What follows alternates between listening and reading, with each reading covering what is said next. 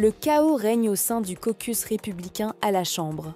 Mike Johnson, surnommé MAGA Mike, a quitté une réunion tendue alors que la situation échappe à tout contrôle. Jake Sherman rapporte qu'un membre républicain a quitté la réunion sur le projet de loi de réconciliation fiscale, qualifié de désastreux par Donald Trump lui-même. Ce projet risque d'augmenter la dette de 4 à 5 000 milliards de dollars. Ce député aurait même lâché « Nous sommes cuits ».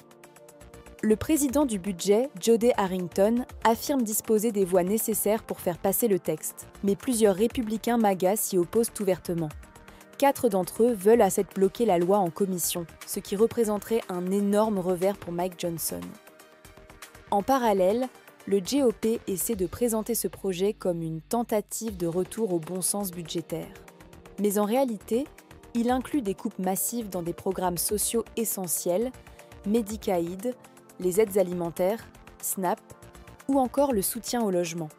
Tout cela pour financer des réductions d'impôts pour les ultra-riches. Le fossé s'élargit entre différentes factions MAGA. Certains élus républicains de New York s'opposent à la suppression du plafond de déduction SALT, State and Local Taxes, qui pénaliserait fortement leur électorat.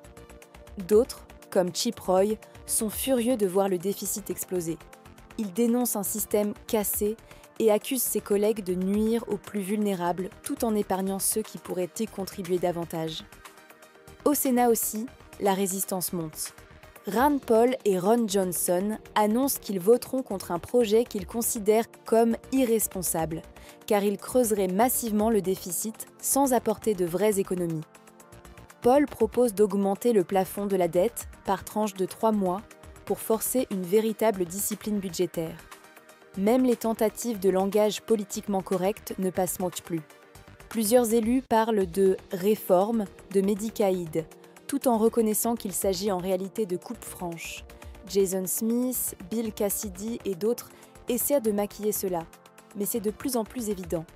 Enfin, les divisions internes prennent une tournure absurde.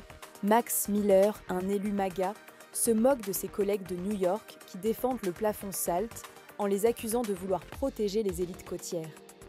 En résumé, la droite trumpiste est profondément fracturée.